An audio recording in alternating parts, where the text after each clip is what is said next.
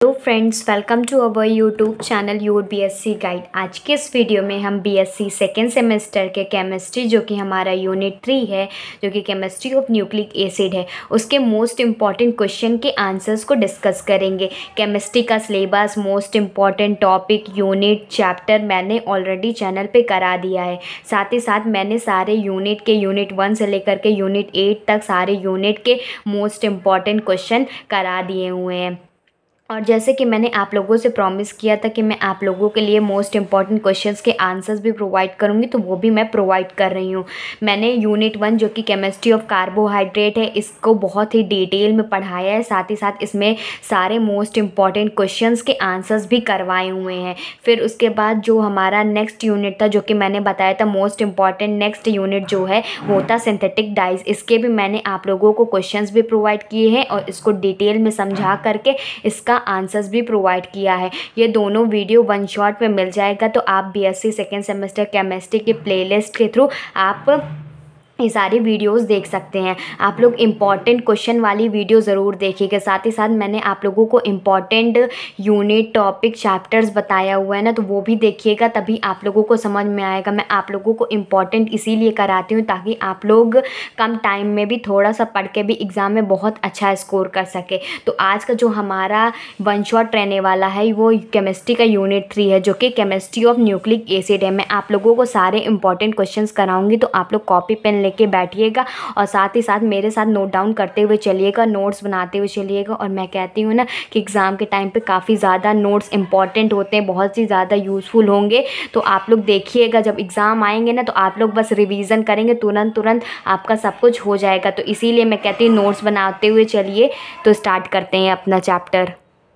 एक चीज़ मैं आप लोगों को और बता देती हूँ, मेरे चैनल पे फिज़िक्स और मैथ्स के भी आप लोगों को सारे most important unit, chapter, topic, syllabus सब कुछ मिल जाएगा। सारे यूनिट के मोस्ट इम्पॉर्टेंट क्वेश्चन भी मिल जाएगा। अगर आप लोग केमिस्ट्री के साथ साथ फिज़िक्स और मैथ्स भी पढ़ना चाहते हैं तो आप मेरे चैनल को ज़रूर प्रेफर कीजिएगा, ठीक। और मैं हमेशा कहती रहती हूँ, आप लोग उन बच्चों तक भी शेयर कर दीजिए ताकि उन लोगों का भी ही अच्छे से पढ़ सके, अच्छे मार्क्स गेन कर सके। बहुत लोगों का एग्ज़ाम, बहुत सारी यूनिवर्सिटी क्या कर रही है कि इस बार एग्ज़ाम बहुत पहले करा रही है, ठीक। तो उसी हिसाब से मैंने सबसे पहले इसीलिए मैंने सारी यूनिट के मोस्ट इंपॉर्टेंट क्वेश्चन पहले प्रोवाइड कर दिया था, ताकि आप लोग भी अपने से कुछ ना कुछ प्रैक्टिस करते हुए चलिए। और बाकी तो मैं आप लोगों को सॉल्यूशन प्रोवाइड कर ही रही हूँ, तो एग्ज़ाम से पहले आप लोगों का हो ही जाएगा, ठीक। तो सबसे पहले हम लोग क्वेश्चन नंबर देखेंगे, क्वेश्चन नंबर 12, जो कि केमिस्ट्री ऑफ न्यूक्लिक एसिड है। तो सबसे पहले हम न्यूक्लिक एसिड को अच्छे से समझेंगे, उसी के क्वेश्चंस करेंगे। फिर आगे मैं सारे क्वेश्चंस आप लोगों को कराऊंगी। आगे पीछे हो सकते हैं, कोई मैटर नहीं करता है,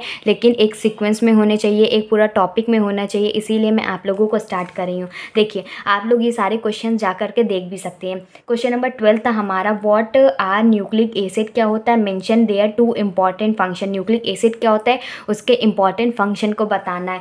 तो इसी को सबसे पहले क्वेश्चन कराते हैं। सबसे पहला क्वेश्चन यही पूछ सकता है ये वाले यूनिट से कि न्यूक्लिक एसिड होता क्या है, साथ ही साथ उसके कुछ फंक्शंस बताना है। तो आप लोग आंसर डालेंगे, मेरे साथ डालते हुए लिखिएगा न्यूक्लिक एसिड। मैं आप लोगों को पहले समझा देती हूँ। क्वेश्चन नंबर आंसर नंबर 12 है, ठीक। न्यूक्लिक एसिड क्या होता है, तो हेडिंग डलेगी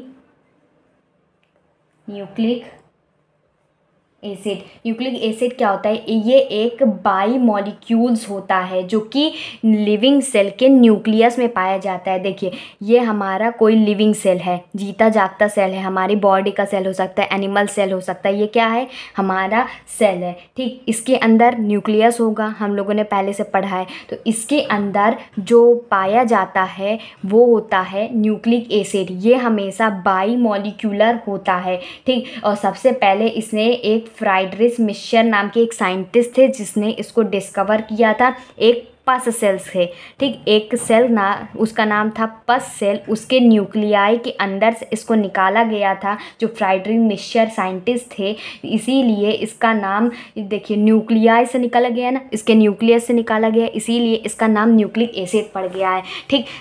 जैसे जैसे मैं आप लोगों को बताते चल रही हूँ, आप लोग समझते हुए चलिएगा, फिर वही चीज़ लिखना भी है। तो सबसे पहले लिखेंगे nucleic acids are biomolecules which are ये बाई मॉलिक्यूल्स होते, कहाँ फाउंड आउट किया गया था, न्यूक्लियस में। ठीक, तो लिखेंगे which are found in nuclei of all living cell, जितने भी लिविंग सेल हैं उसके न्यूक्लियाई में ये पाया जाता है। इन द फॉर्म ऑफ, किस फॉर्म में पाया जाता है, in the form of nucleo proteins. Nucleo protein कह सकते हो या क्रोमोसोम्स के फॉर्म में कह सकते हो, लिख भी दो, ये भी लिख लो, क्रोमोसोम्स।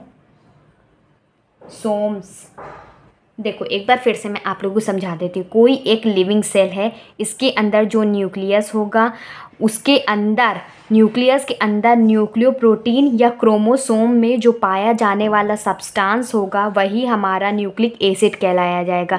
ये न्यूक्लियस से अंदर से निकला गया, इसीलिए इसका नाम न्यूक्लिक हुआ। ठीक, ये एसिडिक इन नेचर का होता है, इसीलिए ये एसिड हुआ। तो न्यूक्लिक एसिड एक बाई मॉलिक्यूलर होता है जो कि न्यूक्लियाई में पाया जाता है सारे लिविंग सेल में। किस फॉर्म में, न्यूक्लिक प्रोटीन में और क्रोमोसोम में। अभी मैंने आप लोगों को बताया ना, एक साइंटिस्ट है जिन्होंने इसके न्यूक्लियस, जो कि पस सेल के न्यूक्लियस से इसको फाइंड आउट किया था, तो इसीलिए इसका नाम न्यूक्लिक एसिड पड़ गया। तो इसको आप लोग लिख भी सकते हैं, अपने से भी लिख सकते हैं, तो मैं लिखवा देती हूँ।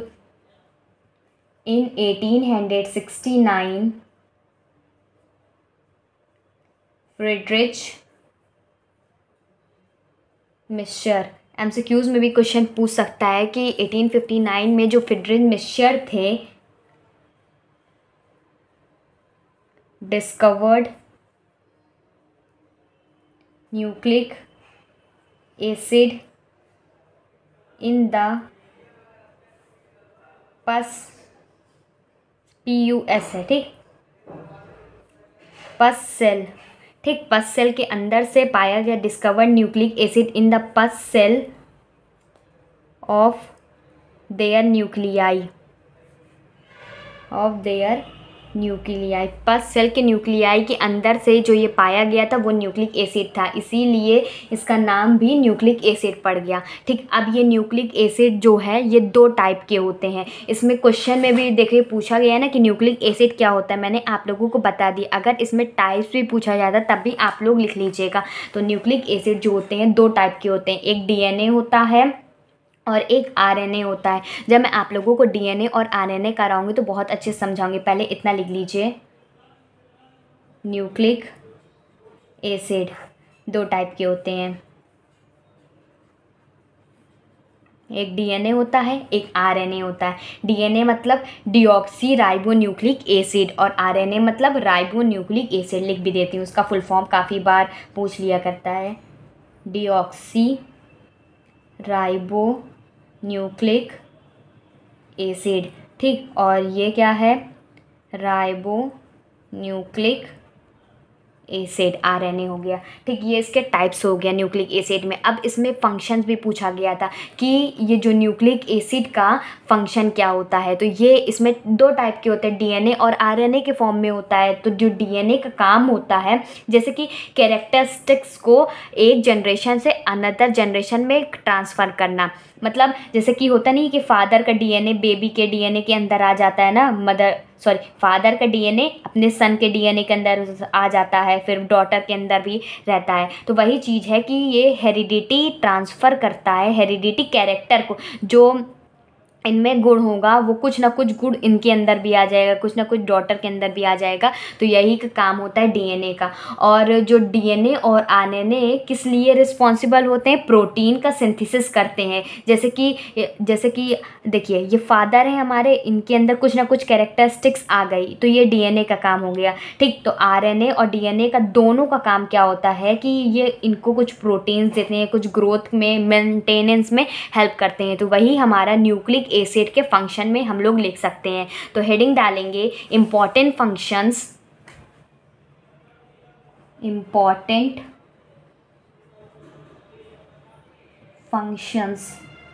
Of nucleic acid, important function of nucleic acid. सबसे पहला फंक्शन लिखेंगे इसमें, DNA transmit hereditary characters from one generation to other. जो डीएनए का काम होता है वो ट्रांसमिट करता है, ट्रांसफ़र करता है हेरिडिटी कैरेक्टर्स को एक जनरेशन से अनदर जनरेशन में। तो ये पहला पॉइंट हो गया। ठीक, अब इसमें दो फंक्शंस पूछे थे, अब दूसरा पॉइंट लिख लेते हैं। दूसरा पॉइंट में लिखेंगे डीएनए एंड, अभी मैंने जो आप लोगों को बताया वही चीज़ लिख रही हूँ। DNA and RNA are responsible for synthesis of proteins needed for growth and maintenance।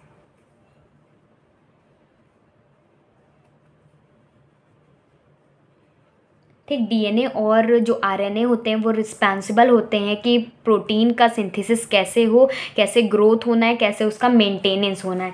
तो ये जो हमारा जो क्वेश्चन था, क्वेश्चन नंबर 2, न्यूक्लिक एसिड क्या होता है, उसके इंपॉर्टेंट फंक्शंस क्या होते हैं, ये मैंने आप लोगों को अच्छे से बता दिया है। पहले मैंने आप लोगों को न्यूक्लिक एसिड, जो कि ये चैप्टर से पहला क्वेश्चन बन सकता था, इसको अच्छे से समझाया, कितने टाइप्स के होते हैं ये बताया, साथ ही साथ इंपॉर्टेंट दोनों फंक्शंस करा दिए हैं। अब नेक्स्ट क्वेश्चन देख लेते हैं। देखिए, अब जो नेक्स्ट क्वेश्चन है वो क्वेश्चन नंबर 10 देख लेते हैं। इसके बाद जो न्यूक्लिक एसिड के बाद जो हमारा नेक्स्ट टॉपिक आता है वो न्यूक्लियोसाइड क्या होता है और न्यूक्लियोटाइड क्या होता है। तो इसीलिए अब क्वेश्चन नंबर 10 देखेंगे कि डिफरेंस बताना है, न्यूक्लियोसाइड क्या होता है और न्यूक्लियोटाइड क्या होता है। जैसे मैं आप लोगों को लिखवाऊंगी आप वैसे ही लिखने की कोशिश कीजिएगा ताकि आप लोगों को पूरे के पूरे मार्क्स मिल जाए। और मैं बार बार कह रही हूँ कि नोट्स बनाते हुए चलिए, क्योंकि नोट्स काफ़ी ज़्यादा इंपॉर्टेंट है, एग्ज़ाम के टाइम पर बहुत ज़्यादा हेल्पफुल होगी।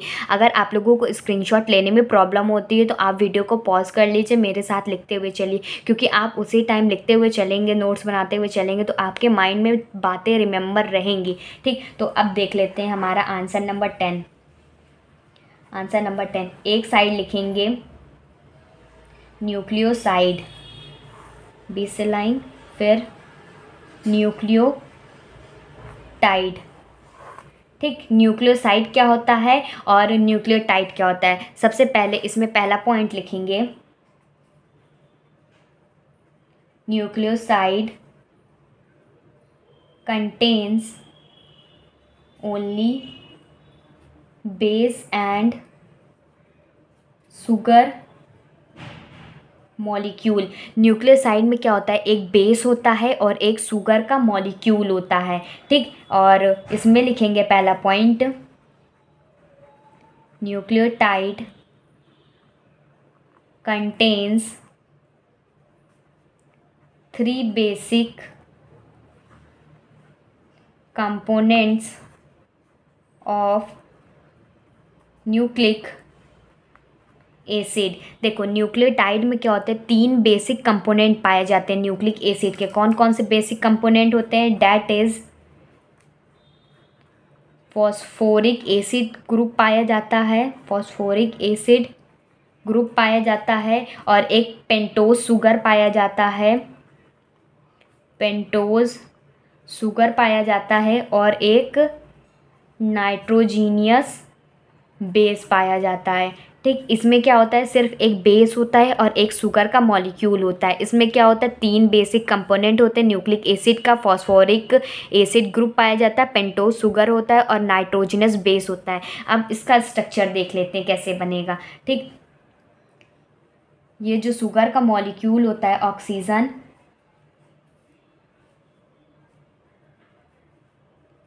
ठीक, तो यहाँ पर देखिए, ये यहाँ पर कोई भी बेस आके अटैच हो जाता है, ये हाइड्रोजन, और यहाँ पर OH, ये कार्बन ही है, सब कार्बन ही है, 5 है तो ये पेंटागोनल होगा। ठीक, पेंटोज में होगा, शुगर है ना तो पेंटोज शुगर इसमें प्रेजेंट है।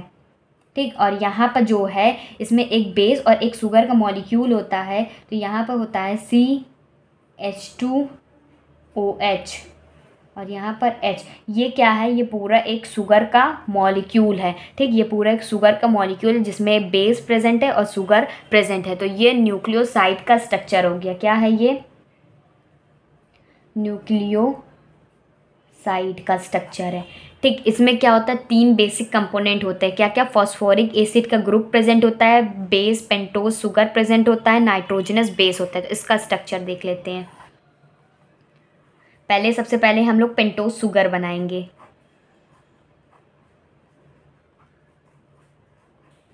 यहाँ पर HOH HOH, यहाँ पर देखिए, यहाँ पर बेस प्रेजेंट होता है और यहाँ पर H। एक चीज़ और बता देती हूँ आप लोगों को, देखिए ये 5 है ना, तो ये पहला कार्बन हो गया, ये दूसरा कार्बन, ये तीसरा कार्बन, ये चौथा कार्बन और ये 5वां कार्बन। ठीक, तो इसको देखिएगा, अभी मैं आगे आप लोगों को बताऊंगी तो देखिएगा। और इसमें ये पहला कार्बन, दूसरा कार्बन, तीसरा, चौथा और 5वां यहाँ रहता है। ये होता है CH2 single bond O, single bond P double bond O, ये O होता है, ये O, ये नेगेटिव चार्ज होता है, इस पर भी नेगेटिव चार्ज होता है। ये देखिए, इसमें कहा गया था फॉस्फोरिक एसिड ग्रुप। ये क्या है, ये पूरा फॉस्फोरिक एसिड ग्रुप पाया गया है, बेस पाया गया है। और ये जो अंदर पूरा क्या है, ये शुगर है। ठीक, ये पेंटोज शुगर है। तो इसमें चीज़ ये पाया जाता है। तो ये किसका स्ट्रक्चर हो गया, ये स्ट्रक्चर हो गया न्यूक्लियोटाइड का स्ट्रक्चर हो गया। तो पहला पॉइंट आप लोगों को क्लियर हो गया होगा ना, कि सबसे पहले मैंने आप लोगों को बताया कि न्यूक्लियोसाइड में बेस और शुगर से पाया जाता है। न्यूक्लियोटाइड में 3 चीज़ पाया जाता है, फॉस्फोरिक एसिड ग्रुप पाया जाता है, बेस भी पाया जाता है और पेंटोज शुगर रहता है। ठीक, पहला पॉइंट लिख लीजिएगा। इसमें डिफरेंस पूछा हुआ है तो आप 1-2 पॉइंट भी लिख देंगे बढ़ा के, तब भी आप लोगों को पूरे नंबर मिल जाएंगे। ठीक, इसमें नेक्स्ट पॉइंट लिखिए, नेक्स्ट पॉइंट डालेंगे, nucleoside is a compound formed by the union of the nitrogenous base with a pentose sugar. अभी मैंने आप लोगों को स्ट्रक्चर जो है समझाने के लिए बताया था। ठीक, इसमें से मैंने इसमें बताया था कि बेस और पेंटोज शुगर का यूज़ होता है। अब फिर उसके बाद मैंने आप लोगों को स्ट्रक्चर बता दिया, लेकिन आप लोग सेकंड पॉइंट लिखने के बाद स्ट्रक्चर बनाइएगा। ठीक, तो आपका ये 3 पॉइंट भी कंप्लीट हो जाएगा इसमें, अगर डिफरेंस पूछता है तो। इसमें मैंने आप लोगों को बताया कि न्यूक्लियोसाइड एक कंपाउंड है जो कि यूनियन से बनता है। किससे, नाइट्रोजनस बेस। ये जो बेस होता है ये नाइट्रोजनस होना चाहिए। ठीक, फिर आप पेंटोज शुगर, ये पेंटोज 5 कार्बन की रिंग है ना, इसीलिए पेंटोज है। पेंटोज शुगर से मिलके बनता है। तो आप लोग पहला पॉइंट लिखिएगा, फिर सेकंड पॉइंट लिखिएगा, फिर उसके बाद डायग्राम बनाइएगा। ठीक, मैंने आप लोगों को ये समझाने के लिए पहले बता दिया है। ठीक, इसमें लिखिएगा नेक्स्ट पॉइंट, इसमें लिखेंगे these are obtained by esterification of carbon 5OH group of the pentose sugar by phosphoric acid. देखिए, ये जो न्यूक्लियोटाइड है कैसे बनता है, स्टेरिफिकेशन करते हैं। जो कार्बन 5OH ग्रुप होता है, C5OH होता है, ये ग्रुप होता है with the pentose sugar bye phosphoric acid के साथ इसका स्टेरिफिकेशन करते हैं, इसीलिए तब हमारा जाकर न्यूक्लियोटाइड ऑब्टेन्ड होता है। तो ये क्वेश्चन नंबर 10 का आंसर भी कंप्लीट हो गया। अच्छे से देख लीजिए, मैं बार बार कह रही हूँ, स्क्रीनशॉट लेते हुए चलिएगा, साथ ही साथ नोट डाउन भी करते हुए चलिएगा। कुछ चीज़ें नहीं समझ में आती तो उसका स्क्रीनशॉट लिख लीजिए। बाकी चीज़ जो मैं समझा रही हूँ तो उसको वीडियो को पॉज कर लीजिए, नोट्स बनाते हुए चलिए, काफ़ी ज़्यादा इंपॉर्टेंट है। ठीक, तो देख लीजिए आंसर नंबर 10 भी हो गया है। अब हम नेक्स्ट क्वेश्चन देखते हैं। नेक्स्ट क्वेश्चन मैं आप लोगों को ये वाला करा देती हूँ, डीएनए। इसके बाद ये हो गया न्यूक्लिक एसिड हो गया, न्यूक्लियोसाइड हो गया। अब मैं आप लोगों को डीएनए के बारे में बता देती हूँ, क्योंकि ये डीएनए जो टॉपिक है काफ़ी ज़्यादा इंपॉर्टेंट है, हर बार आता है। ये भी पूछा जाता है कि Watson Crick model of DNA structure बताइए, साथ ही साथ important structural and functional difference क्या है डीएनए और आरएनए का। मैं आप लोगों को डीएनए और आरएनए दोनों टॉपिक करा दे रही हूँ। तो क्वेश्चन नंबर 13 और क्वेश्चन नंबर 14 एक साथ डालेंगे इसका आंसर। तो डालिए आप लोग आंसर नंबर 13 और 14, डीएनए क्या होता है और आरएनए क्या होता है। सबसे पहले जो वाटसन क्रिक मॉडल था, जो वाटसन एक साइंटिस्ट थे, उन्होंने एक मॉडल दिया था डीएनए के बारे में। उन्होंने क्या कहा था, देखिए पहले मैं आप लोगों को सिंपल वे में डीएनए समझाने की कोशिश करती हूँ। देखो डीएनए का स्ट्रक्चर कुछ ऐसे होते हैं। इसमें जो वाटसन क्रिक मॉडल के अनुसार इसमें जो डीएनए के होते हैं 2 स्टैंड्स होते हैं। एक स्टैंड ये हो गया और एक स्टैंड ये हो गया। मैं आप लोगों को इससे समझा देती हूँ। एक स्टैंड ये हो गया और एक स्टैंड रेड वाला हो गया, ठीक। 2 स्टैंड्स होते हैं इसमें डीएनए में। और इसमें एडेनिन, थायमीन, ग्वानिन और साइटोसिन का भी यूज़ किया जाता है, ठीक। जो एडेनिन और थायमीन के बीच में डबल बॉन्ड का यूज़ होता है, और ग्वानिन और साइटोसिन के जो बीच में होता है वो ट्रिपल बॉन्ड का यूज़ किया जाता है। ये जो बॉन्डिंग होती है, हाइड्रोजन बॉन्डिंग होती है, ये कुछ अल्टरनेट में ऐसे इसका यूज़ होता है। तो इसमें लिखिएगा आप लोग, इनका जो वाटसन का पूरा नाम था जेडी वाटसन था, और क्रिक का क्या नाम था, FHC। पूरा नाम मत लिखिएगा, बस इतना लिख लीजिएगा कि FHC जो क्रिक थे, प्रपोज्ड लिख सकते हैं, डिस्कवर्ड लिख सकते हैं, discovered double helical model of DNA molecule. अभी मैंने आप लोगों को बताया ना कि ये जो स्ट्रक्चर होता है, ये स्ट्रक्चर जो ऐसे कर्व में फॉर्म में होता है, इसी को हम लोग हेलिकल कहते हैं। तो जो जेडी वाटसन और FHS क्रिक थे, उन्होंने एक डबल हेलिकल जो मॉडल दिया था वो था डीएनए का मॉलिक्यूल। इसमें देखिए, इसमें 2 स्ट्रैंड्स होते हैं। जो स्ट्रैंड्स होते हैं ये पॉलीन्यूक्लियोसाइड्स होते हैं, जो कि एक दूसरे के अराउंड कॉइल्ड होते हैं, ठीक। डबल हेलिक होते हैं ना, 2 हेलिक्स के फॉर्म में है, तो यही होता है। तो जो मैंने अभी आप लोगों को बताया कि डबल स्ट्रैंड होते हैं, हेलिकल फॉर्म में होता है, पॉली जो होता है, जो स्ट्रैंड्स होते हैं वो पॉलीन्यूक्लियोटाइड होते हैं, जो कि एक दूसरे से कोआइल्ड होते हैं। तो वही चीज़ लिखना है। नेक्स्ट पॉइंट में लिखेंगे DNA consist of 2 strands of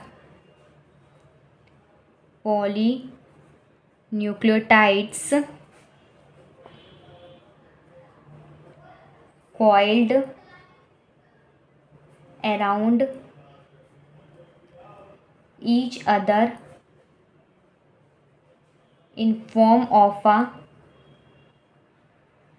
double helix के फॉर्म में ये होते हैं, ठीक, अरेंज्ड होते हैं। जो ये वाटसन क्रिक का मॉडल था, इसमें मैं आप लोगों को पूरा अच्छे से डिफ़ाइन कर दी हूँ। ये मैंने अभी आप लोगों को बताया ना कैसे इसका स्ट्रक्चर होता है। अब मैं आप लोगों को अच्छे से इसका स्ट्रक्चर डिफ़ाइन करती हूँ। देखिए, इसमें बोला गया 2 स्ट्रैंड्स होते हैं पॉलीन्यूक्लियोटाइड के, ठीक।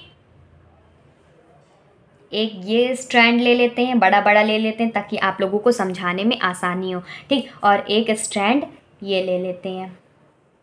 ये एक दूसरे से कॉइल्ड होते हैं, डबल होते हैं, इसीलिए डबल हेलिक्स के फॉर्म में होते हैं, इसीलिए इसका नाम हो गया डबल हेलिकल स्ट्रक्चर। इसकी जो विड्थ होती है वो 2 नैनोमीटर होती है, ठीक। इसको हम लोग 20 एंगस्ट्रॉम भी कह देते हैं, ठीक। और एक हेलिक और दूसरे हेलिक के बीच में जो ये गैप होता है, जितनी डिफरेंस होती है, वो 34 एंगस्ट्रॉम होती है। और इसमें जो अंदर जो न्यूक्लियोटाइड का यूज़ किया जाता है, न्यूक्लिक एसिड का, कौन कौन सा, एडेनिन है, थायमीन है, ग्वानिन है, साइटोसिन है, ठीक। अभी मैं आप लोगों को इसको लिखवाऊंगी भी, ठीक। तो ये यहाँ पर देखिए, जो ग्वानिन होता है वो साइटोसिन के साथ 3 हाइड्रोजन बॉन्ड से अटैच्ड होते हैं, और जो एडेनिन होता है वो डबल बॉन्ड थायमीन से अटैच्ड होता है। वैसे ही थायमीन डबल बॉन्ड एडेनिन से अटैच्ड होगा, साइटोसिन ट्रिपल बॉन्ड ग्वानिन से अटैच्ड होगा। तो ऐसे ही ये चलता जाता है, पहले ग्वानिन साइटोसिन, फिर एडेनिन थायमीन, फिर उल्टा हो जाता है, थायमीन एडेनिन हो जाता है, फिर उल्टा हो जाएगा, साइटोसिन ग्वानिन हो गया। अब साइटोसिन ग्वानिन के बाद फिर यहीं से स्टार्ट होता है, ऐसे चलता चला जाएगा। ठीक, इसमें जो होता है यह ऐसा ही स्ट्रक्चर आप लोग बनाइएगा। ठीक, तो ये किसका स्ट्रक्चर है? ये डीएनए का मॉलिक्यूल है। ठीक, तो इसमें हम लोग लिखेंगे एडेनिन। अभी मैंने आप लोगों को बताया ना, adenine pairs with only thymine. Adenine का जो पेयर बनेगा सिर्फ थायमीन के साथ बनेगा, और ग्वानिन का जो बनेगा वो साइटोसिन के साथ बनेगा। तो यही पॉइंट लिखना है कि जो एडेनिन पेयर करता है सिर्फ ओनली थायमीन के साथ बाई 2 हाइड्रोजन बॉन्डिंग, कोई और बॉन्ड नहीं बनेगा, इसमें हाइड्रोजन बॉन्डिंग होती है। ठीक, और इसमें नेक्स्ट पॉइंट लिखेंगे ग्वानिन पेयर्स विथ साइटोसिन के साथ ये पेयर करता है विथ 3 हाइड्रोजन बॉन्डिंग। इसमें जो ग्वानिन और साइटोसिन की जो हाइड्रोजन बॉन्डिंग होती है, इसमें 3 हाइड्रोजन बॉन्डिंग के साथ ये पेयर करता है। और इसमें आप लोग डीएनए में ये भी लिख सकते हैं कि ये जेनेटिक इन्फॉर्मेशन को कैरी करता है, क्योंकि अगर डीएनए के बारे में पूछा गया तो आप लोग तो पूरा डिफाइन करेंगे ना, तो इसमें ये भी लिख दीजिएगा। मैं आप लोगों को लिखवाई देती हूँ, बता देती हूँ पहले एक बार कि जो डीएनए होता है वो हमारे जेनेटिक इन्फॉर्मेशन को कैरी करता है। जैसे कि पेरेंट का डीएनए है तो उसकी कुछ जो इन्फॉर्मेशंस होगी वो चाइल्ड के डीएनए में भी होगी, तो वही चीज़ काम होता है डीएनए का। ठीक, इसकी कुछ मॉलिक्यूलर मासेस होती हैं तो उसको बताऊंगी। फिर इसकी ये जो डीएनए होता है हमेशा ये रेप्लिकेशन की प्रॉपर्टी करता है। रेप्लिकेशन का मतलब होता है कॉपी करना। ठीक, जैसे कि हमारा ये पेरेंट का डीएनए है तो इसकी ज़्यादातर कॉपी करना ही रेप्लिकेशन कहलाता है। तो डीएनए के अंदर ये कैपेबिलिटी होती है कि ये रेप्लिकेशन कर सके, जबकि आरएनए के अंदर ये कैपेबिलिटी नहीं होते। तो इसमें ये लिखेंगे, अभी मैंने आप लोगों को जो बताया, अभी मैंने बताया कि जेनेटिक इन्फॉर्मेशन कैरी करता है, उसका मॉलिक्यूलर मास बताऊंगी, फिर उसके बाद ये बताऊंगी कि ये प्रॉपर्टी जो है ये रेप्लिकेशन करता है। नेक्स्ट पॉइंट डालेंगे। नेक्स्ट पॉइंट में इसमें लिखना है डीएनए कैरीज जेनेटिक इन्फॉर्मेशन। जो डीएनए है वो जेनेटिक इन्फॉर्मेशन को कैरी करता है। इसका जो मॉलिक्यूलर मास होता है तो लिखेंगे DNA molecules are very large. ये बहुत ज़्यादा लार्ज में होता है, पूरी बॉडी में फैला हुआ होता है, बहुत ज़्यादा लार्ज होता है। देयर मॉलिक्यूलर मास में वैरी फ्रॉम 6 × 10⁸ यूनिट से लेकर के 16 × 10⁻6 यूनिट तक इसका मॉलिक्यूलर मास होता है। ठीक, फिर उसके बाद एक पॉइंट और लिखेंगे, जो डीएनए होता है वो रेप्लिकेशन की प्रॉपर्टी को फॉलो करता है। रेप्लिकेशन मतलब कॉपिंग की प्रॉपर्टी को फॉलो करता है। DNA has unique property of replication. इसमें शॉर्ट फॉर्म में लिख सकते हैं कॉपी करना। ठीक, सारी प्रॉपर्टीज़ को कॉपी करना। तो ये हो गया डीएनए का हमारा सारा पूरा डीएनए के बारे में मैंने आप लोगों को बता दिया। ये पूरा अच्छे से हो गया। Watson Crick model of DNA यही था, उसका स्ट्रक्चर भी आप लोगों को बता दिया। साथ ही साथ मैंने आप लोगों को इम्पॉर्टेंट स्ट्रक्चरल और फंक्शनल डिफरेंस भी बता दिया। ठीक, डिफरेंस बताऊंगी। पहले आप डीएनए का बता ही दिया है कि डीएनए के बारे में लिख लीजिएगा। फिर उसके बाद अब आरएनए देख लेते हैं। हमारा जो नेक्स्ट टॉपिक है इसी में डाल लीजिए, आरएनए लिखना है। आरएनए जो कि हमारा राइबो न्यूक्लिक एसिड होता है। देखिए, अभी मैंने आप लोगों को इसके डिफरेंस बारे में बताया कि ये जेनेटिक इन्फॉर्मेशन कैरी करता है, इसका मॉलिक्यूलर मास ये होता है और ये यूनिक प्रॉपर्टी होती है रेप्लिकेशन में। तो आरएनए में लिखेंगे, जो आरएनए होता है ribo nucleic acid has single stranded alpha helix structure. अभी मैंने आप लोगों को बताया ना कि डीएनए जो होता है उसमें डबल स्ट्रैंडेड होता है, अल्फा हेलिक स्ट्रक्चर होता है, ठीक। तो ये जो आरएनए में क्या होता है, ये सिर्फ सिंगल स्ट्रैंड होता है, सिर्फ ऐसे ही होता है, ठीक। तो इसमें डबल नहीं होता है। तो इसमें पहला पॉइंट ये हो गया कि जो आरएनए होता है, राइबोन्यूक्लिक एसिड होता है, वो single stranded alpha helix structure होता है इसका। और अभी मैंने बताया कि ये रेप्लिकेशन की प्रॉपर्टी को फॉलो करता है, कॉपी करता है डीएनए को, और लेकिन जो आरएनए होता है कॉपी नहीं करता है। RNA usually does not replicate, ये रेप्लिकेट नहीं करता है, ठीक। मैं आप लोगों को समझाते हुए भी चल रही हूँ, साथ ही साथ इंपॉर्टेंट क्वेश्चन के आंसर भी लिखवाते हुए चल रही हूँ। आप लोगों को सच में लगता है कि मेरी वीडियोस आपके लिए हेल्पफुल करती है तो आप वीडियोस को लाइक ज़रूर कर दिया करिए, ठीक। और एक प्यारा सा कमेंट भी ज़रूर कर दिया करिए ताकि मुझे पता चल सके कि आप लोगों को समझ में आ रहा है, सारी चीज़ें समझ में आ रही हैं। मैं मेहनत भी करती हूँ आप लोगों के लिए, तो आप लोग लाइक शेयर ज़रूर कर दिया करिए, ठीक। तो तीसरी चीज़ इसमें लिखेंगे, RNA controls the synthesis of protein. जो हमारी बॉडी में जितने भी प्रोटीन होता है उसका जो सिंथेसिस होता रहता है, उसका जो फंक्शन होता रहता है, वो आरएनए कंट्रोल करता है। और इसका मैंने अभी आप लोगों को बताया ना, डीएनए का जो मॉलिक्यूलर मास होता है 6 × 10⁸ से 16 × 10⁶ यूनिट तक होता है। इसका जो मॉलिक्यूलर मास होता है, लिखेंगे RNA are much smaller with molecular mass। इसका कितना होता है, 20,000 से लेकर के 40,000 यूनिट तक होता है। ये छोटा होता है, ठीक। ये सिंगल स्टैंडर्ड होता है इसीलिए छोटा भी होता है। इतना तो समझ में आ ही गया होगा, ठीक। आप लोगों को ये सिंगल स्टैंडर्ड होता है, रेप्लिकेट नहीं करता है, सिंथेसिस प्रोटीन ऑफ सिंथेसिस को, अरे सॉरी, प्रोटीन को सिंथेसिस करता है, कंट्रोल करता है ये। और आरएनए का जो मॉलिक्यूलर मास होता है 20,000 से 40,000 यूनिट होता है। होप आप लोगों को ये क्वेश्चन भी कंप्लीट हो गया, ठीक। मैंने आप लोगों को न्यूक्लिक एसिड पढ़ा दिया, डिफरेंस भी बता दिया न्यूक्लियोसाइड न्यूक्लियोटाइड का, फिर डीएनए का पढ़ा दिया पूरा, और इसका पूरा स्ट्रक्चर और फंक्शनल डिफरेंस भी करा दिया है, ठीक। तो ये क्वेश्चन कंप्लीट हो गए। अब नेक्स्ट क्वेश्चन देखते हैं। अब कुछ छोटे छोटे क्वेश्चंस देख लेते हैं, जैसे कि जीन क्या होता है। अब मैंने आप लोगों को डीएनए पढ़ाया ना, तो ये जो जीन होता है ये डीएनए के अंदर ही होता है। ये क्या करता है, इसके अंदर कुछ कोडेड के फॉर्म में इंफॉर्मेशन होता है जो कि ये ट्रांसफ़र करता है। तो अब इसका आंसर देख लेते हैं। आंसर नंबर 9 यही नीचे ही देख लीजिए आप लोग। आंसर 9, जीन क्या होता है अभी मैंने आप लोगों को बताया, तो लिखेंगे gene is segment of DNA. DNA का एक स्मॉल पार्ट होता है, सेगमेंट होता है डीएनए मॉलिक्यूल का,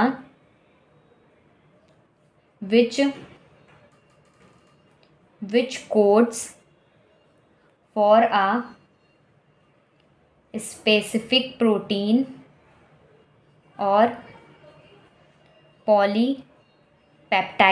ये कोड करता है, मतलब इसके अंदर जीन कैरी करता है। मान लो कि ये डीएनए का एक, डीएनए बहुत बड़ा था, ठीक। इसके अंदर जो स्मॉल सेगमेंट हुआ इसको जीन कहते हैं, जिसके अंदर कुछ स्पेसिफिक प्रोटीन या पॉलीपेप्टाइड्स इसके अंदर स्टोर होते हैं कोड के फॉर्म में, और ये जाके ट्रांसफ़र करता है पूरी बॉडी में। तो ये होता है जीन का काम, ठीक। तो इसमें जीन के बारे में पूछा गया, तो मैंने आप लोगों को जीन को अच्छे से डिफाइन कर दिया। अब क्वेश्चन नंबर 8 है। क्वेश्चन नंबर 8 क्या कह रहा है, what are the different type of RNA found in a cell. अब सेल में आरएनए कितने टाइप्स के होते हैं, ये 3 टाइप्स के होते हैं। इसका आंसर लिख लीजिए आप लोग। आंसर नंबर 8, जो आरएनए होता है टाइप्स, 3 टाइप्स के आरएनए फाउंड आउट होते हैं सेल में। कौन सा होता है, mRNA, दूसरा होता है tRNA, और थर्ड होता है RNA। M का मतलब होता है मैसेंजर, जो कि मैसेज ट्रांसफर करने का काम करता है, और T का मतलब होता है ट्रांसफ़र, ठीक। और R का मतलब होता है राइबोसोमल। ये 3 टाइप के आरएनए होते हैं, ये 3 टाइप के आरएनए होते हैं। ये फाउंड आउट किस में पाए जाते हैं, ये सेल में पाए जाते हैं। तो ये इसका आंसर हो गया। अब नेक्स्ट क्वेश्चन देख लेते हैं। Write down the structure of sugar present in RNA. RNA का स्ट्रक्चर बताओ और कैसे ये प्रेजेंट होता है, शुगर का स्ट्रक्चर कैसे आरएनए में होता है। तो इसका देखिएगा आंसर आप लोग, आंसर 7। सबसे पहले इसमें पेंटोज शुगर का यूज़ होगा, ठीक। और आरएनए में क्या होता है, बेस की जगह यहाँ पर OH होता है, यहाँ पर H होता है, यहाँ OH और यहाँ पर होता है CH2OH ये होता है। और देखो ये पहला कार्बन था, ये दूसरा कार्बन, तीसरा कार्बन, यहाँ पर H रहेगा, हाँ ये चौथा कार्बन हो गया और ये 5वां कार्बन हो गया, ठीक। तो ये शुगर है, स्ट्रक्चर ऑफ शुगर का, जो कि आरएनए में पाया जाता है। तो इसे हम बीटा डेक्स्ट्रोरोटेटरी नेगेटिव राइबोस के नाम से भी जानते हैं। ये जो शुगर है ये किस में पाया जाता है, आरएनए में पाया जाता है। तो ये हो गया इसका structure of sugar present in RNA. अब इसमें ये भी दिया गया कि अब स्ट्रक्चर ऑफ शुगर बताओ डीएनए में। तो आंसर नंबर 6 देख लीजिए। ये था आरएनए में कैसा स्ट्रक्चर होगा शुगर का। अब डीएनए का देख लेते हैं, डीएनए में कैसे होता है। इसमें भी OH यहाँ पर होता है, H होता है। और एक चीज़ और मैं बता देती हूँ, इसमें जो होता है ये बीटा होता है, ठीक। बीटा कार्बन से ये अटैच्ड होता है। यहाँ पर भी OH हो गया और यहाँ पर H और ये H रहता है, यहाँ पर OH नहीं रहेगा, ठीक। और ये H रहेगा, ये OH रहेगा, ये CH2 होता है, CH2OH और ये H हो गया, ठीक। ये जो होगा इसका नाम होगा beta 2 deoxy dextrorotatory negative ribose. ये जो शुगर होता है ये किस में पाया जाता है, ये शुगर डीएनए में पाया जाता है, ठीक। तो ये सारे क्वेश्चंस हो गए हैं कंप्लीट। अब हम देख लेते हैं कि what purine and pyridine bases are present in DNA और एनएनए में।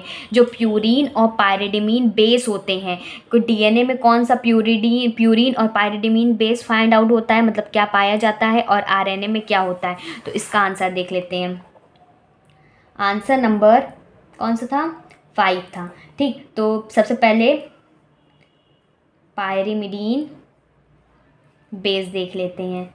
इसमें साइटोसिन, अभी मैंने आप लोगों को बताया ना, साइटोसिन एंड थायमीन। साइटोसिन और जो थायमीन है ये किस में पाया जाता है, ये डीएनए में पाया जाता है। ये पायरिडीन बेस होता है जो कि साइटोसिन और थायमीन होता है, डीएनए में पाया जाता है। और जो साइटोसिन एंड यूरेसिल होता है, ये पायरिडीन बेस होता है, ये किस में पाया जाता है, आरएनए में पाया जाता है। ये शॉर्ट में भी आप लोगों से पूछ सकता है, तो इसको ध्यान में ज़रूर रखिएगा, ठीक। तो ये हो गया। अब प्यूरिन का देख लेते हैं। जो प्यूरिन बेस होता है कौन कौन सा किस में पाया जाता है, जो एडेनिन और ग्वानिन होता है वो हमारा पाया जाता है, ठीक। तो इसमें प्यूरिन बेस में लिखेंगे adenine and guanine. Adenine DNA में पाया जाता है, ग्वानिन जो है वो हमारा आरएनए में पाया जाता है। तो ये पायरिडीन बेस हो गया। साइटोसिन थायमीन डीएनए में पाया जाता है, साइटोसिन एंड यूरेसिल आरएनए में पाया जाता है, प्यूरिन बेस में एडेनिन एंड ग्वानिन आता है, ठीक। तो ये हो गया हमारा क्वेश्चन नंबर 5 भी कंप्लीट हो गया। अब हम लोग देख लेते हैं क्वेश्चन नंबर 4, जेनेटिक कोड्स क्या होते हैं और कैरेक्टरिस्टिक क्या होते हैं जेनेटिक कोड का। तो इसका आंसर देखते हैं। तो इसका आंसर बुक से समझने की कोशिश कीजिएगा। जेनेटिक कोड क्या होता है, कैरेक्टरिस्टिक्स ऑफ जेनेटिक कोड क्या होता है। ये पूरा थ्योरेटिकल है, तो मैं आप लोगों को इसी वे से समझाने की कोशिश करूंगी। In living the cell are enable to synthesize their specific protein by the information flowing from DNA. इसमें क्या कर रहा है, इन लिविंग में जो सेल्स होते हैं वो सिंथेसाइज करते हैं, जैसे कि प्रोटीन को सिंथेसाइज किया जाता था, उसके इन्फॉर्मेशन दिया जाता था, तो वो जो डीएनए से इन्फॉर्मेशन सिंथेसाइज होती है। तो जो ये इन्फॉर्मेशन होता होता है particular sequence of basis in the DNA strand. ये कुछ इन्फॉर्मेशन जो होती है हर एक स्ट्रैंड में ट्रांसफ़र की जाती है, तो वही जो रहता है इन्फॉर्मेशन रहती है अलग अलग वे में दिया जाता है, तो उसी को हम लोग जेनेटिक कोड कहते हैं। जैसे कि हमारे पास 2 स्ट्रैंड है, तो इस स्ट्रैंड को कुछ इन्फॉर्मेशन दी जाएगी, इस स्ट्रैंड को कुछ इन्फॉर्मेशन दी जाएगी, ठीक। तो ये कोड के फॉर्म में संभाल के रखेंगे, तो वही जो ट्रांसफ़र करता है कोड को वही कहता है जेनेटिक कोड कहलाता है, ठीक। इतना आप लोग पढ़ लीजिएगा। फिर यहाँ पर मेन चीज टॉपिक ये है, the genetic code may also be defined as the, जो जेनेटिक कोड है इसको और अलग तरीके से डिफाइन करेंगे कि sequence of base triplets in DNA molecule has triplet representing 1 amino acid और पॉलीपेप्टाइड इट इज रिटन। देखो जो डीएनए का जो लिखा जाता है, मान लो कि हमारे डीएनए का स्ट्रैंड है सिंपल फॉर्म में, ठीक, तो ये 5' से 3' तक इसका डायरेक्शन होता है, ठीक। इसी तरह इसको रिप्रेजेंट किया जाता है। अब मान लो उल्टा लिखा गया तो ये क्या हो जाएगा, 3' से 5 स्ट्रैंड तक इसको हम लोग रिप्रेजेंट करते हैं, ठीक। तो इस जेनेटिक कोड में आप लोग ये 2 पॉइंट्स लिख दीजिएगा, ठीक। अब इसमें देख लेते हैं कैरेक्टरिस्टिक्स ऑफ जेनेटिक कोड, ठीक।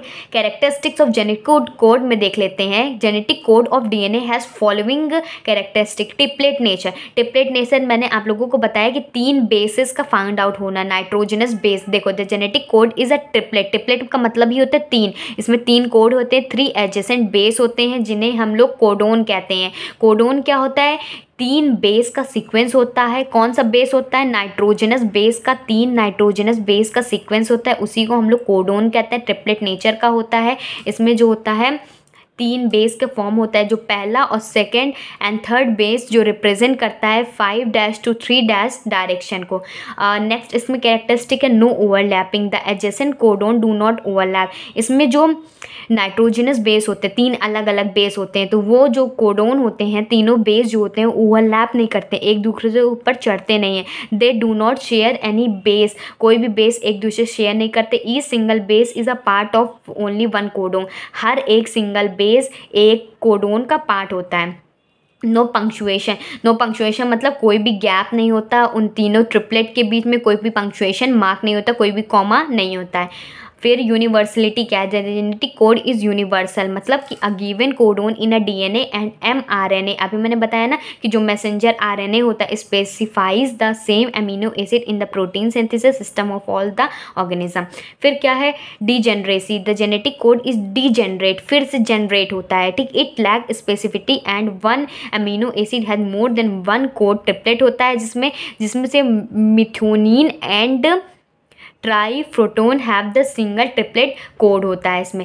फिर टर्मिनेटर कोडोन है जिसमें 64 कोडोन्स होते हैं, जिसके अंदर UAA, UAG, UGA do not specify any amino acid, कोई भी स्पेसिफाई नहीं करता कि अमीनो एसिड के अंदर आएगा, बट द जो सिग्नल होता है the end of the message they are called the terminator codon होता है।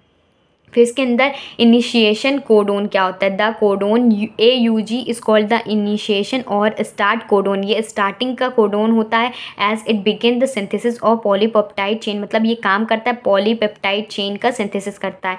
It also codes for the amino acid methionine, it दस हैज़ अ डुअल फंक्शन। मैं आप लोगों को एक बार जो स्ट्रैंड्स होते हैं उसके जेनेटिक कोड्स को दिखा देती हूँ, आप लोग अच्छे से देख लीजिए, स्क्रीनशॉट इसका ले लीजिए, ज़्यादा काम नहीं रहता है, बस बस लीजिए आप लोग।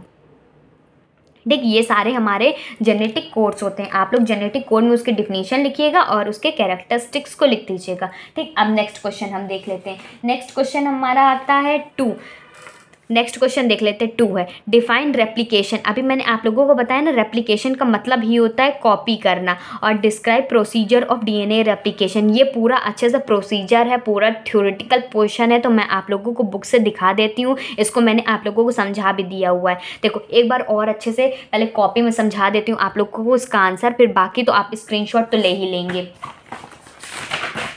देखिए मैं आप लोगों को पहले समझा रही हूँ, आंसर नंबर 2 और 3 का आंसर समझ लीजिएगा, पहले समझ लीजिए, ठीक। लिखिएगा बाद में, मैं स्क्रीनशॉट दे दूंगी, मैं अभी कॉपी दिखा दूंगी तो आप लोग बुक दिखा दूंगी तो आप लोग स्क्रीनशॉट ले लीजिएगा और पढ़ लीजिएगा। पहले समझ लीजिए मेन चीज़ क्या है। ये हमारे पास डीएनए है, ठीक। अब हमारे पास ये डीएनए है, रेप्लिकेशन का मतलब होता है जैसे कि एक ये हमारे पास डीएनए है, इसकी एक कॉपी बनाना, जो कॉपी होती है उसी को हम लोग रेप्लिकेशन कहते हैं। तो ये आंसर नंबर 2 पहले कंप्लीट हो गया। इतना समझ ले, कॉपी होता है उसी को हम लोग रेप्लिकेशन कहते हैं। अब इसमें क्वेश्चन ये भी था कि प्रोसीजर बताओ डीएनए रेप्लिकेशन कैसे होता है, कैसे कॉपी बनती है। तो ये क्या होता है, डीएनए का मॉलिक्यूल होता है। ठीक, अब इस जो डीएनए का मॉलिक्यूल होता है इसको एक एक स्टैंड में ये सेपरेट होता है। एक स्टैंड में ये सेपरेट हो गया और एक स्टैंड में ये सेपरेट हो गया। तो जब ये स्टैंड में सेपरेट हो जाता है फिर उसके बाद फिर एक बार क्या होता है कि जो बाहर के जो मॉलिक्यूल्स होते हैं और डीएनए के मॉलिक्यूल्स इसमें आकर के ये अलग से एक पूरा अलग डीएनए बना लेते हैं। जो अलग डीएनए बन जाता है, ये दो अलग डीएनए आके एक स्ट्रैंड अलग से, ये न्यू स्ट्रैंड अलग से, ये जब अलग अलग बन जाता है तो इसी तरह इसकी कॉपी बनती है। तो मैं आप लोगों को सारा प्रोसीजर दिखा दे रही हूँ, अच्छे से स्क्रीनशॉट ले लीजिएगा, फिर अच्छे से पढ़ लीजिएगा। ठीक, काफ़ी कॉम्प्लिकेटेड नहीं है, बस इतना समझ लीजिए डीएनए की कॉपी ही रेप्लिकेशन कराती है। ये सिंगल फॉर्म में टूटता है, 4-5 प्रोसीजर होता है, सिंगल फॉर्म में टूटता है, कैसे ये आकर के स्टैंड लगता है और कैसे ये न्यू डीएनए तैयार होता है। ठीक, तो इतना तो आप लोगों ने समझ ही लिया होगा। अब मैं आप लोगों को स्क्रीनशॉट मतलब दिखा देती हूँ बुक से, आप लोग स्क्रीनशॉट ले लीजिएगा। ये देखिए, इसमें क्वेश्चन पूछा भी गया था रेप्लिकेशन क्या होता है, डीएनए रेप्लिकेशन है क्या। रेप्लिकेशन मैंने आप लोगों को बता दिया कि आइडेंटिकल कॉपी बनाता है डबल स्टैंडर्ड डीएनए की, वही होता है हमारा डीएनए रेप्लिकेशन। इसका प्रोसीजर है, आप लोग लिख लीजिएगा। आप लोगों को थोड़ा थोड़ा समझा भी देती हूँ। एक्टिवेशन ऑफ डीऑक्सीराइबोन्यूक्लियोसाइड, मतलब इसमें क्या होता है कि जो अलग अलग कैसे टूटता है, कैसे जुड़ता है, कैसे पेरेंट का बेस होता है, तो ये सारी चीज़ लिखे हुए प्रोसीजर है, आप लोग देख भी लीजिए। स्क्रीनशॉट ले लीजिए पहले इसका, तो इसका ले लीजिए, फिर आगे दिखाती हूँ। ये आगे, ये अब इधर देखिए, अब समझने की कोशिश कीजिएगा। ये हमारे पास था पेरेंट डीएनए का स्ट्रैंड है। ठीक, हम जानते हैं कि 5' से 3' तक हमारे पास जाता है। तो ये स्ट्रैंड अब ये 2 पार्ट में टूटा है, एक स्ट्रैंड ये, एक स्ट्रैंड ये। यहाँ पर डॉटर डीएनए डबल स्ट्रैंड बनता है। अब यहाँ पर जो होता है आरएनए प्राइमर होता है, आगे जाकर के ये जोड़ता है। ठीक, इस प्रोसेस से क्या होता है कि यहाँ सारे निकल जाते हैं यहाँ पर। तो इसके बाद ये प्रोसेस होता है, इसका स्क्रीनशॉट ले लीजिए आप लोग। कुछ ये भी है, हेलिक्स फॉर्मेशन में इसका यूज़ होता है। तो आप लोग इसको अच्छे से पढ़ लीजिएगा। ठीक, बहुत कॉम्प्लिकेटेड नहीं है, तो अच्छे से देख लीजिएगा। अब जो हमारा नेक्स्ट क्वेश्चन है वो है क्वेश्चन नंबर 1। ये सब तो हो गया, पूरा कंप्लीट हो गया। अब क्वेश्चन नंबर 1 है ट्रांसक्रिप्शन क्या होता है, ट्रांसलेशन क्या होता है, उसके पॉइंट्स बताइए, उसका डिफरेंस बताइए। तो इसका आंसर देख लेते हैं। ये पूरा थ्योरेटिकल है, तो मैं आप लोगों को इसी वे से समझाने की कोशिश करती हूँ। Define transcription and translation, mention the points of the difference between them. देखो, ट्रांसक्रिप्शन क्या होता है, it is the process of making a copy of genetic information stored in a DNA strand in a complementary strand of mRNA with the aid of RNA polymerase. देखो, transcription का मतलब होता है copy बनाना। किसकी copy बनाना, genetic information, जो कि हमारे DNA के स्ट्रैंड के अंदर, हमारे जो डीएनए के स्ट्रैंड था उसमें हम लोग ने कुछ कॉपी करा था इन्फॉर्मेशन, तो वो उसकी कॉपी ही बनाना, हमारा कॉम्प्लीमेंट्री स्ट्रैंड ऑफ आरएनए में भेजना ही हमारा ट्रांसक्रिप्शन कहलाता है। और ट्रांसलेशन में क्या होता है, it is the mechanism by which the triplet base sequence of an mRNA guide the linkage of a specific sequence of amino acid to form a polypeptide protein and ribosome. ठीक, और इसका ये है difference between transcription and translation.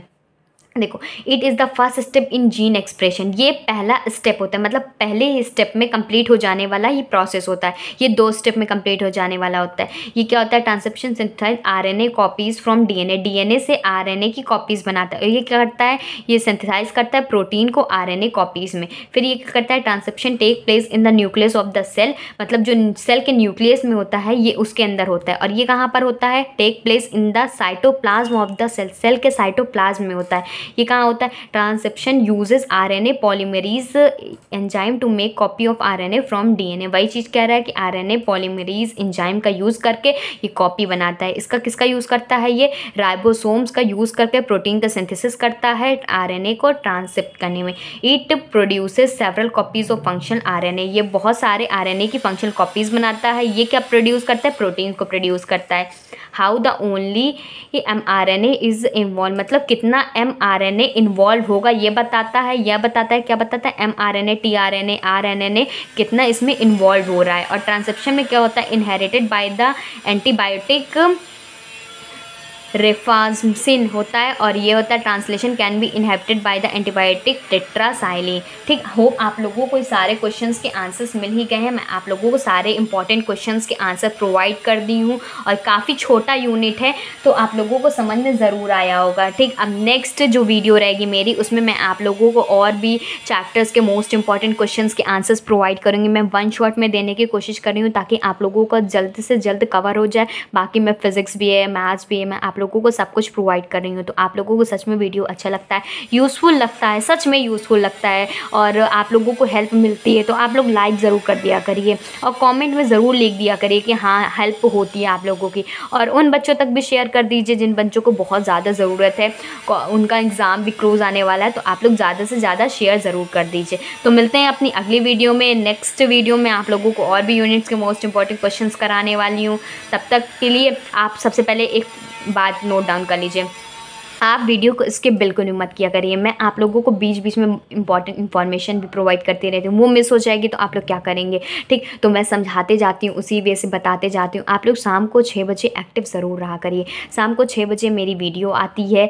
अब तो Monday to Sunday हर मतलब पूरे week आने लगी है तो आप लोग ज़रूर एक्टिव रहा करिए। सबसे पहले नोटिफिकेशन बेल को ऑल पे सेलेक्ट कर लीजिए ताकि मेरी हर वीडियो की नोटिफिकेशन आपको मिलते हुए जाए। और कोई आपकी वीडियो छूट भी जाती है तो आप लोग कम्युनिटी टैब में ज़रूर चेक आउट कर लिया करिए। मैं आप लोगों को जैसे कोई नई वीडियो आती है तो मैं आप लोगों को कम्युनिटी टैब में भी मेंशन कर देती हूँ कि ये न्यू वीडियो है, आप लोग देख लीजिए। ठीक, बाकी तो मैं आप लोगों के लिए फिज़िक्स, केमिस्ट्री, मैथ्स की हर एक अलग अलग प्लेलिस्ट बना दी हूँ, सारे यूनिट के सिलेबस बता दी हूँ, सारे सब्जेक्ट के फिज़िक्स, केमिस्ट्री, मैथ्स के सिलेबस है, इंपॉर्टेंट यूनिट चैप्टर्स है, सारे यूनिट के मोस्ट इंपॉर्टेंट क्वेश्चंस है, फिर उसके सॉल्यूशन भी प्रोवाइड कर रही हूँ। लास्ट में मुझे और टाइम मिलेगा तो मैं आप लोगों को पेपर्स भी प्रोवाइड करूँगी। तब तक अपनी तैयारी को बहुत बेहतरीन बनाते रहिए। Good bye and stay safe.